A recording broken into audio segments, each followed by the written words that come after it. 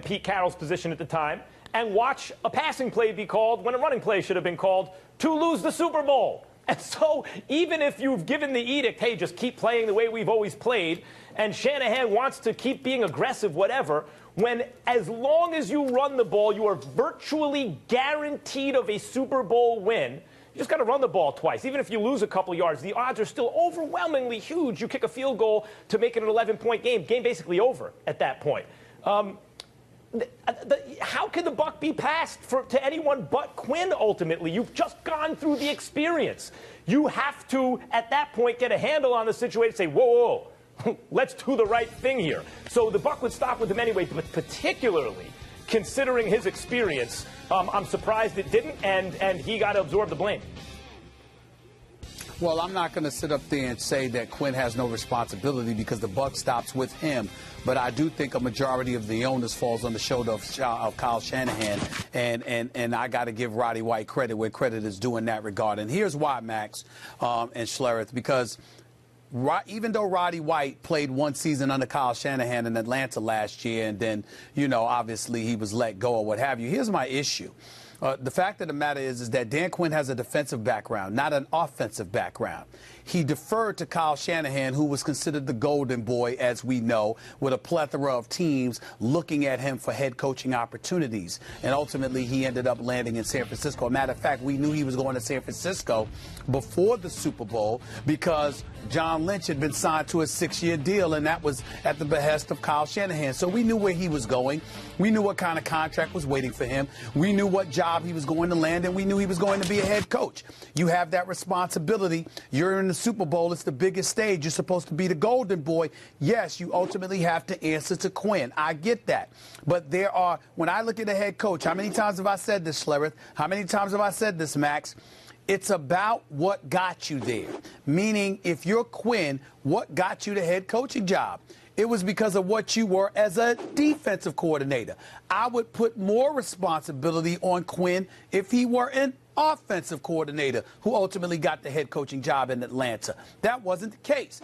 Defense was his thing. Kyle Shanahan was the golden boy. He's supposed to know better than this stuff. And the fact that he didn't justifies why even during his 49ers press conference, when he was introduced as the head coach, he says he's watched it, he's watched the tapes, and it will stay with him for the rest of his life because he knows in the end culpability rests primarily on his shoulders, even if the buck stops elsewhere.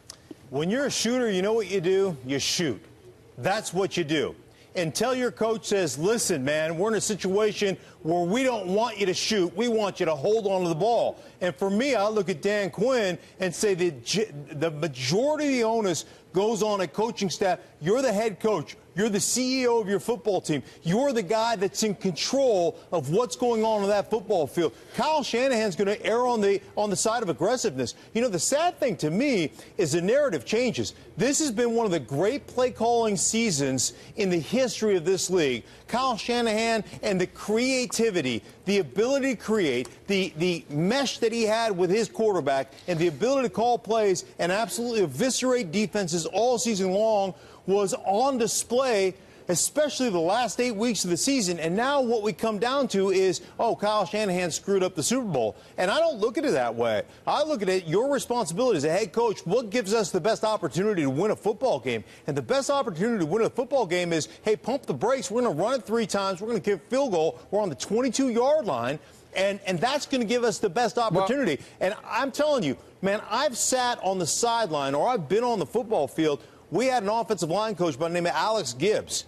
And Alex Gibbs would be up in Mike Shanahan's face screaming at him in those situations. You better run the ball. And it would come down to, literally it would come down to fisticuffs if you decided to throw a 7-step drop in that situation with no back in the backfield, an empty backfield set. So that to me is your head coach going, we ain't going to go that way. Well, I'm going to pull in the reins. Schlereth, I got a question because, obviously you forgot more football. You forgot more football than I could ever hope to know. But just imagine me and you on my radio show right now. I'm playing role of devil's advocate. It sounds to me I understand your point siding with Max about the culpability ultimately falls on the shoulders of the head coach. I'm not disputing that.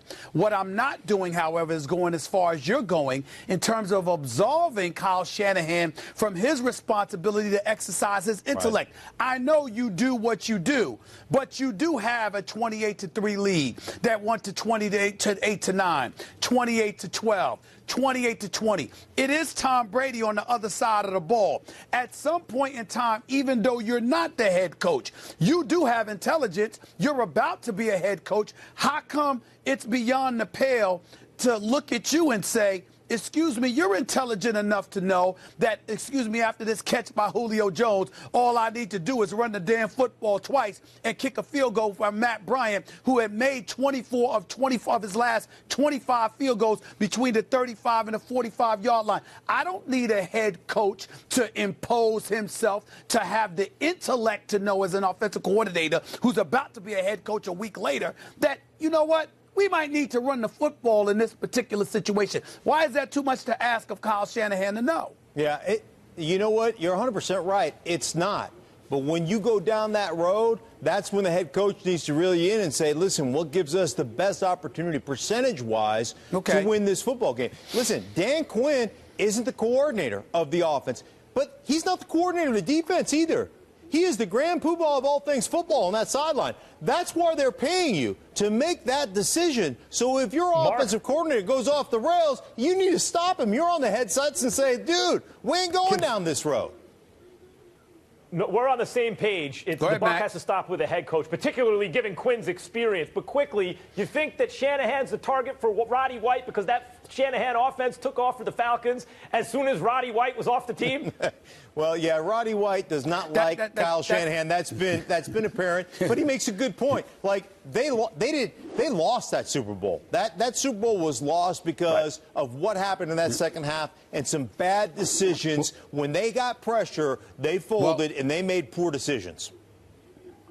My only point that I peel from all of this, Schlereth, we all know that the buck stops with the head coach. I'm not disputing what you and Max are saying in that regard, but I'm not going to absolve the offensive coordinator because he's the offensive coordinator. At the end of the day, you should have the intellect, particularly when you're about to be a head coach a few days later. You should have the intellect to say, I kind of don't need to just throw the football now when all I need is a field goal. I really don't. Hey, Stephen, I agree with that. Here's the other thing. You should have the intellect, if you're going to throw the football, not to get in shotgun 7-step drop with no back in the backfield to protect you either. You know, you shouldn't be in an empty set. So 100%. He's only the Super Bowl on the line. Right. He made a dramatic mistake. But I think the head coach at some point needs to step in because that's your responsibility as a head coach. Yeah, and especially